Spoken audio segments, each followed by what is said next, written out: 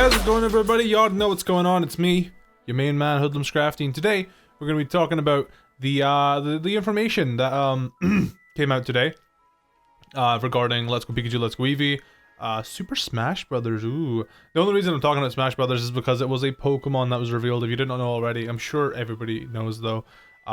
Incineroar is confirmed to be a fighter in Super Smash Brothers Ultimate. I'm super excited. I love Incineroar. I like Torracat more. Incineroar's cool though. He's pinch emoji, and honestly, I'm just blown away with how good he looks. So I guess I will probably just start off this video talking about Incineroar, but the main part of this video is the Nintendo Treehouse Live that happened. They played Let's Go Pikachu and Let's Go Eevee. I wanted to have a look through that as well because there's a few things that they showed off that I'm really interested to talk about, let you guys know my thoughts and opinions on. But yeah, let's check out number 69, character number 69, by the way. Very brave of them because you know, Incineroar being the furry bit he is.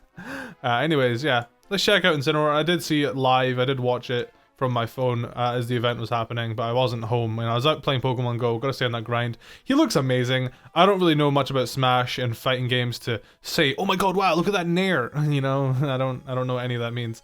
But I will say he looks amazing and I'm super excited. I love his whole thing he's got going on.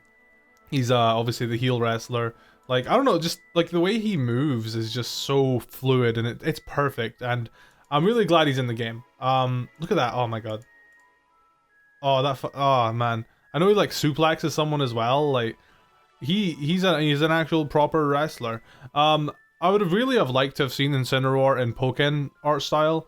Like I don't know, for me personally, I'm not complaining. This isn't me complaining, but I think it would have been interesting to have Incineroar in Pokken and Decidueye in Smash. I feel like Decidueye is more of a Smash character for some reason. I don't really know why. I don't know what it is in my head that's saying that. Anyways, yeah, Incineroar is cool.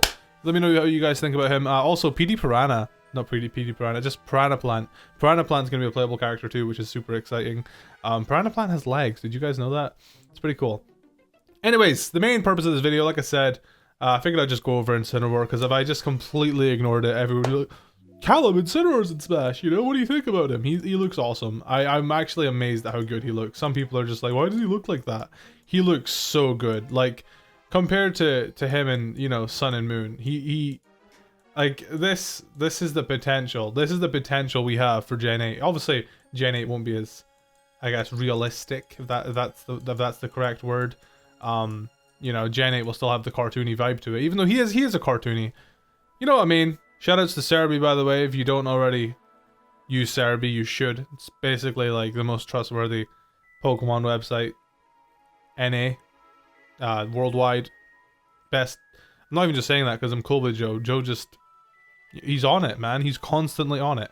Anyways, during the Treehouse Live segment, 2 of the new moves for Eevee has been revealed. And this is one of the main things I wanted to briefly talk about here. So Eevee has 2 new moves. I'm gonna try and find it in the Treehouse Live. I need you guys to see this live. Here it is. So this is the move tutor that can teach Eevee these moves. So we've got Bouncy Bubble, Buzzy Buzz, Sizzly Slide, Glitzy Glow. I don't even want to read that bottom one. Like, Glitzy Glow is the best one out of that. Like, Glitzy Glow I could see being like that's the least childish one, you know, like Glitzy Glow. Baddy Bad. So I guess we can assume that Glitzy Glow is the psychic type variant move and Baddy Bad is the dark type move.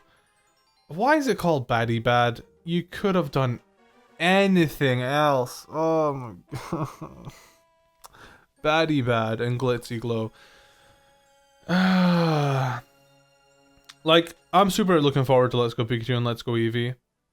And I know this game is directed towards kids. But I want to say with confidence, 9-year-old Callum...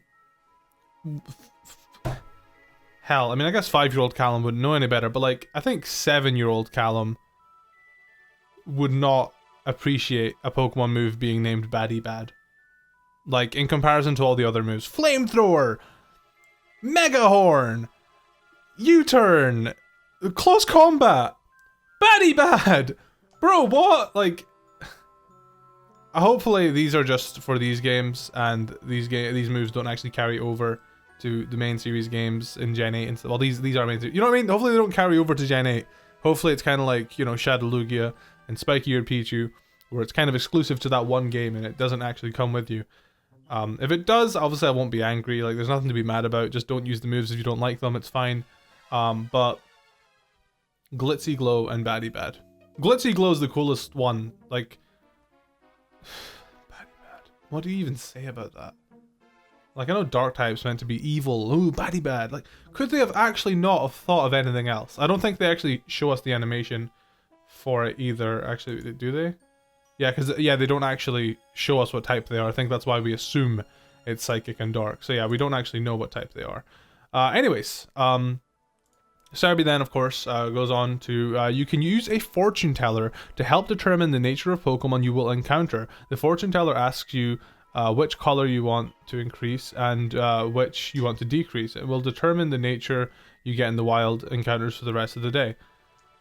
I just want to say, I hope that is a feature in Generation 8, and because they are taking strides, and I appreciate this, they are taking strides to make breeding, you know, not the only way to get fully viable competitive Pokemon.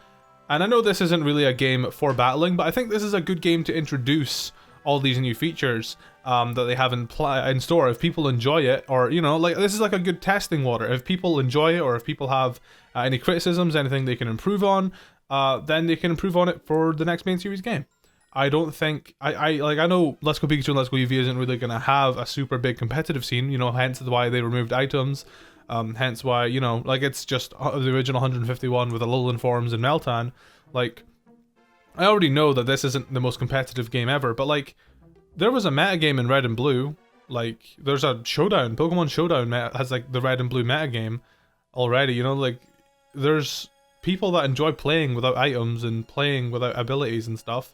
So I don't think, like, an argument to this is like, oh, well, it's not even meant to be played competitively. Well, yeah, Pokemon, like, the whole point of Pokemon is to battle and win. That's competition. Like, I don't care. Like, obviously I was a bit skeptical about them removing abilities, and I'm still not 100% cool with it, because obviously Pokemon Fire Red and Leaf Green had abilities, but, you know, I personally just really like abilities. I think abilities are one of the best things about Pokemon. But, you know, it's their decision. They know what they're doing, and I'm gonna, you know, I'm gonna hope that it works out fine. I don't think it's their way of being like, oh, casual players are too dumb to understand abilities. I think it's more just like making it easy, I guess, super easy access. And like they said, they want to do this as its own separate, like, game series. You know how there's a Super Mario Galaxy, and then Super Mario, you know, that's its own, like, I guess, you know, sub game. Then there's New Super Mario Bros. Like, they're kind of branching this into types of Pokemon games. Like, there's Pokemon Mishu Dungeon series, there's Pokemon Ranger series, Pokemon Let's Go series. Like, if people enjoy this game, they said they're going to do Johto. So, you know, anyways, who knows? It could very well just be like HD versions of stuff that was introduced in that generation. So, like, if they add Johto, it might only be Gen 1 and 2. And then if they do a Sinnoh HD, it might only be Pokemon Gen 1, 2, 3, and 4. You know, I'm thinking way too far ahead. Regardless, got a bit off topic there. The fortune teller helps you, basically you get to choose which nature of Pokemon you're encountering. And I think, yeah, it just changes the wild Pokemon, and that's really good, because if, like, you know, there's obviously in Gen 8 or Gen 7 we have the bottle cap guy as well. The bottle cap allows you to, once your Pokemon's level 100, you're allowed to max out their IVs again, or max out their IVs, so the fact that they have bad IVs does not matter at all. And I just think it's super dope that they're taking strides to make it so breeding isn't the only way. Breeding will still be useful. I think breeding will still have its place. Obviously egg moves exist, hidden abilities exist, breeding the type of ball you want, you know, breeding a shiny. But I don't like that breeding was so necessary to get a good competitive team. You'd see people like playing in VGC, like with like 4,000 hatched eggs, and I'm just like, ugh. I mean, I'm sure some of you guys have more than that, probably watching at home, and I'm just like, oh, you know, like, if I could choose, I would rather go out in the wild, catch a Pokemon with the nature I want, and just give it a bottle cap. And you know, if they make it so the bottle cap Pokemon can be like level 50, then I think that will be the perfect, you know, that'll make things a lot easier. But yeah, no, I'm glad they're starting to take strides, because I know in that interview, I think it was Junichi Masuda, he said, oh, I would hate to think that people just think Pokemon's breeding, you know? I don't want people to just think Pokemon is a game about breeding. So I think ultimately that's why they removed breeding in this game. I mean, apparently when you beat Brock, he mentions about he wants to be a Pokemon breeder, so it's not like they're just pretending eggs don't exist. It's just, I think they want people to recognize this new feature. Anyways, so yeah, there's that, the fortune teller. So if you want to go ahead and get yourself that adamant Caterpie so you can have that Giga Impact Butterfree on your team, then the fortune teller can help you out. I think that means everything that you encounter will have that nature for the rest of the day. Maybe you can ask him to turn it off, I'm not actually too sure. You can use the fortune teller to determine nature of the Pokemon you encounter. The fortune teller colors to increase and decrease helps determine which nature you will get in the wild for the rest of the day. So if I did this at like 11:50, would like just change over at 12? I assume it would, yeah. That's kind of cool. They've also confirmed that the Ivy Judge feature returns and appears in the Pokemon stat screen, but requires unlocking. They confirmed that you can get a mystery box, which gets you Meltan if you transfer a Pokemon from Go to Let's Go at least once a week. The box can only be obtained once a week, limiting the amount you can give out. At present, it's not clear if it's once per Let's Go game or once per Go game. So, you can only get one Meltan box. So yeah, to get Meltan, I guess you transfer a Pokemon from Pokemon Go to Let's Go, and it'll give you the Meltan box in your game. Basically what Joe's saying here, or Cerebee's saying here, is he's not sure if it's, you know, it's limited to once a week, but it's like, is it once on your account? Like, could I give out, like, because, you know, if there's a family, like, this is the way I see it. If there's a family sharing Pokemon Let's Go Pikachu and Let's Go Eevee, and the family has like a Pokemon Go account each, and they all want Meltan, if only one kid can get one of the boxes, like, there's going to be fighting. So what I think would happen is it would be probably per Go account, not per Let's Go. I think Let's Go would probably be able to distribute it as often as it was given Pokemon, just as long as it wasn't the Go account. I could be wrong, but I think that would be the best way to do it. That would probably be the way that would make people the happiest, because I've got some friends IRL that don't plan on getting Let's Go, and I'm just like, I got you, I'll get you a Meltan box, all you gotta do is give me a Pokemon in my Let's Go copy, and if I can only do that once a week, then they're gonna have to wait a while, because I want Melmetal twice. Anyways, yeah. That's pretty much everything in terms of Let's Go Pikachu and Let's Go Eevee. I know I've been talking for a while. I get super into these things, and I hope you can hopefully you like the little mini podcast that's going on. I think I'm gonna give this a brief watch through, and I'll just basically mention anything I think's worth mentioning. But yeah, thanks for listening to my thoughts so far. I'm gonna have a look through this video real quick. Yo, look how vibrant this game looks. Look how vibrant Magnemite is. Magnemite is, oh, the shading is so good. The shading is so good. So yeah, you get to choose one of the fossils, and you can actually see like the backs of the Pokemon. So for like any old time Pokemon fan, you'd actually be like, oh, Helix Fossil, I don't remember what that one is. It's either, you know, then you can see like the spiral. You're like, oh yeah, that's the Omanyte. You know, if you're not a super big Pokemon fan, you can kind of get an idea of what you got. So yeah, you get to choose which one you want. Jesse and James here, which is honestly, I'm still super excited about actually being able to face them in a proper double battle. This has never been done before. No double battle ever. It's super cool. Those ridiculous moves. This is the, oh, it's $10,000 to, okay, so you actually have to pay a fee for the fortune teller. I think that's cool. That's honestly, that's fine with me. I'll ask you a few questions. Okay, let's actually have a look at the fortune teller animation, because we never actually. There are 5 different flowers, different colors in front of you. Which flower do you water? Oh, this is gonna be one of those Nintendo. Rather than just spelling it out to us, they have to make us jump through loops.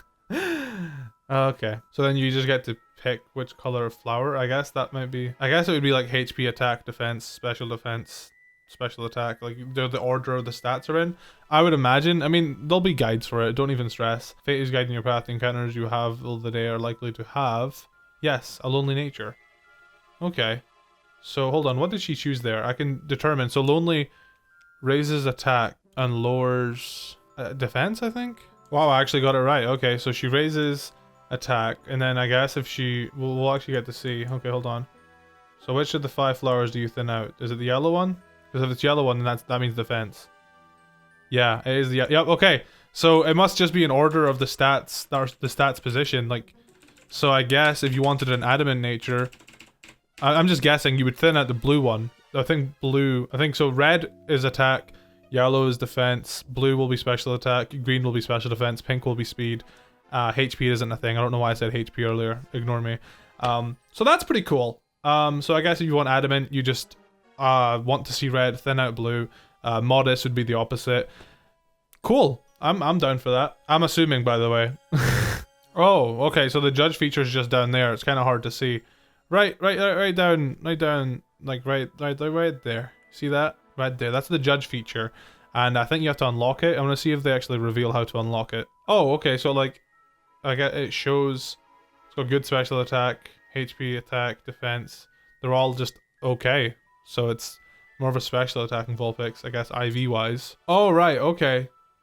This one has amazing stats. So this is the, okay. So I guess their way of making it, so it's just the same. I know previous Pokemon games have had the IV judge as well, but they, in this recording specifically, they compare it to the Pokemon Go appraisal, how it's, if you're on Team Instinct and you appraise a Pokemon and it's good, it's looks like a battle of the best of them, HP, attack, defense, best I've ever seen. That means it's 100% IVs. So I guess the way it works in this game, it's kind of similar. You have to unlock this, though. I don't know how you unlock it. I don't think they bother mentioning it to you. This is a new feature they just revealed. This thing has okay stats, and then obviously when you come over here, amazing stats. So this thing, IV wise, it'll be top tier. Like this, that special attack stat's probably like 30 IVs. That'll be 31 IVs. The rest of them will be like probably like 27, 25. You know, that's pretty dope. I'm with it. So just like in Pokemon Go, you just catch everything, and if it's not good, you bin it. What a lovely message to send your kid. Yeah, it's not good enough. Just throw it away. But it's shiny. It's not perfect IVs, is it? Bin it. It's trash. Useless. It's wasting your storage. That is actually kind of depressing, though, to think about it. It's like, we're just, if it's not good enough, we just kind of throw it away, put it in the meat grinder, just release it. And it's like, hey, Eevee, yeah, you were born with bad stats, so back into the wild you go. I don't need you.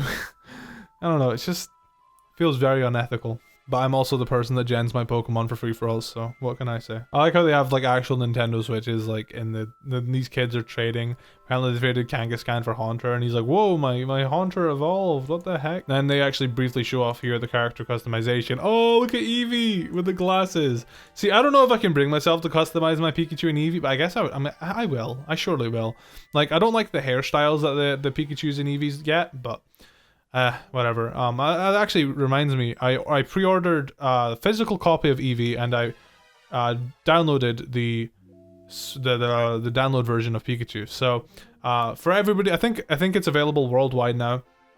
Oh, the Sailor Cap, that's so cool. I think it's available worldwide now. I think you can preload the Pikachu or Eevee on your Nintendo Switch if you'd like to, meaning at launch, I think they'll just make you download a small update and you can play it immediately. You don't have to wait for the download. Because I remember whenever Omega Ruby and Alpha Sapphire came out, I had to wait like 2 hours for my game to download. That's when I had bad internet. But I had to wait like 2 hours for my game to download before I could even play it.